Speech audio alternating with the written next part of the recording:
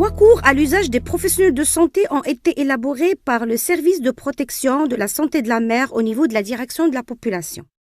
Le premier concerne l'hémorragie du postpartum immédiat, le deuxième concerne la prééclampsie et l'éclampsie, et le troisième concerne les infections puerpérales.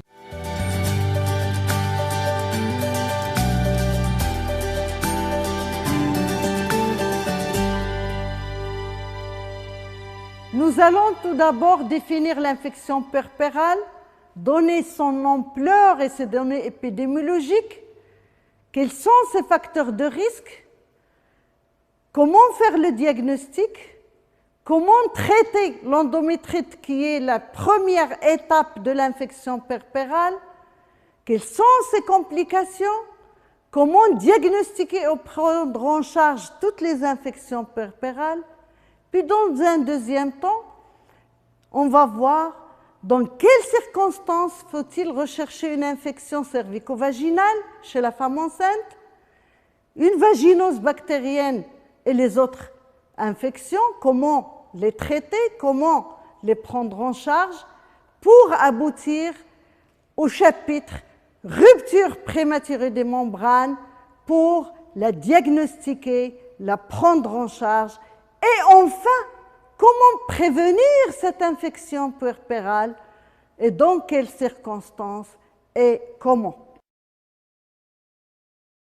L'infection puerpérale se définit par l'ensemble des infections génito-urinaires, endométrite et ses complications, y compris les thrombophlébites septiques et les infections urinaires, ou infections mammaires qui surviennent dans le postpartum, allant de 24 heures à 42 jours après l'accouchement. L'enquête confidentielle des décès maternels en 2009 et celle de 2010 ont montré que c'est la 3e cause de décès maternels au Maroc, avec 8% des décès maternels en 2009, 9,2% en 2010, et ces causes sont souvent évitables dans tous les cas. Quels sont les facteurs de risque de l'infection puerpérale? Ça peut être une grossesse mâle ou non suivie, ça peut être des mauvaises conditions socio-économiques, ça peut être le non-respect de conditions d'asepsie et des mesures d'hygiène, un simple lavage des mains, la non-utilisation des barrières physiques telles que les gants ou les champs stériles peuvent être responsables d'une infection qui aboutit au décès maternel. Ne parlons pas du traitement des instruments réutilisables. L'infection cervico-vaginale au voisinage de terme aussi, quand il est non ou mal traité, peut aboutir à une infection puerpérale.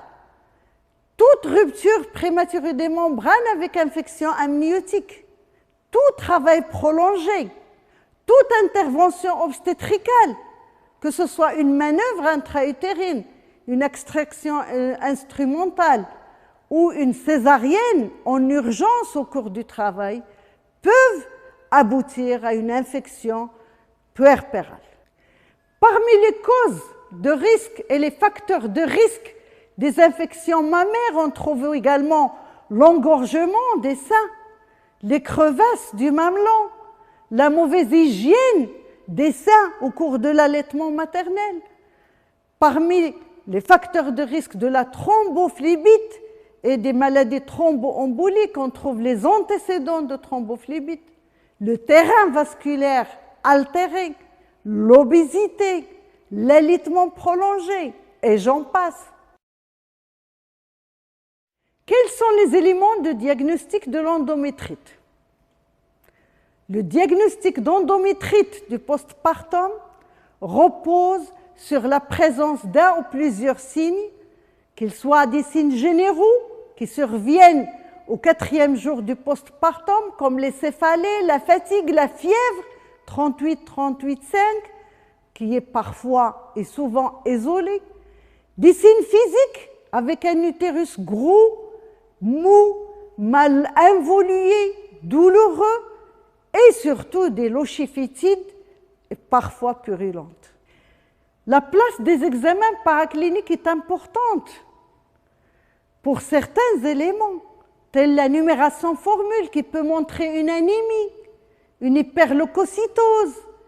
Il peut montrer aussi vraiment une élévation très importante des globules blancs, 16 ou 18 000. La CRP, c'est possible bien sûr, il n'est pas spécifique, comme vous le savez, mais il est utile surtout pour la surveillance de la pathologie. L'examen cytobactériologique des urines, qui est facile à réaliser, qui est important, il est indispensable parce qu'il y a beaucoup de formes asymptomatiques d'infection urinaire chez les femmes. Il faut le réaliser bien sûr si possible. Les prélèvements de l'endocole en cas d'échec du traitement après 48 heures et l'échographie pelvienne qui peut être réalisée même dans une maison d'accouchement qui dispose d'un échographe. Comment traiter une endométrite?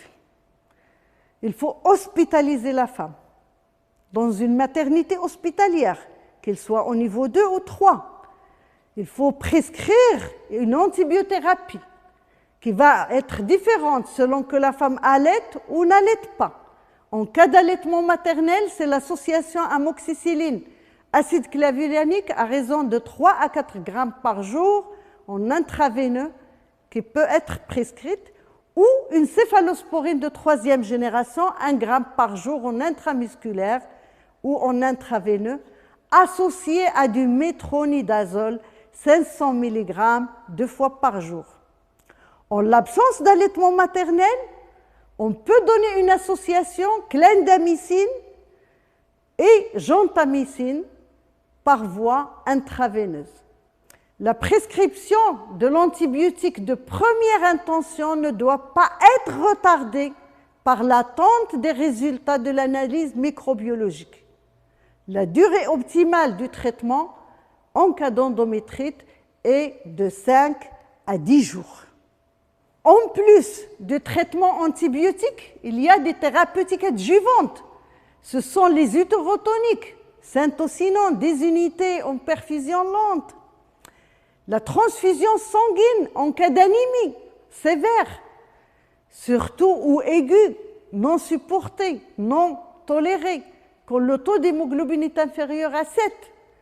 En cas de rétention placentaire partielle, l'évacuation de la cavité utérine s'impose par la révision utérine, le curage digital ou la pince à faux germes.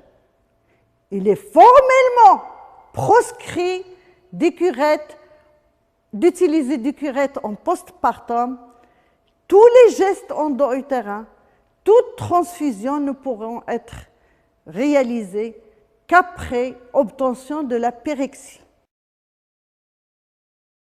Si cette endométrite n'est pas traitée, n'est pas diagnostiquée, ou s'il est insuffisamment traité,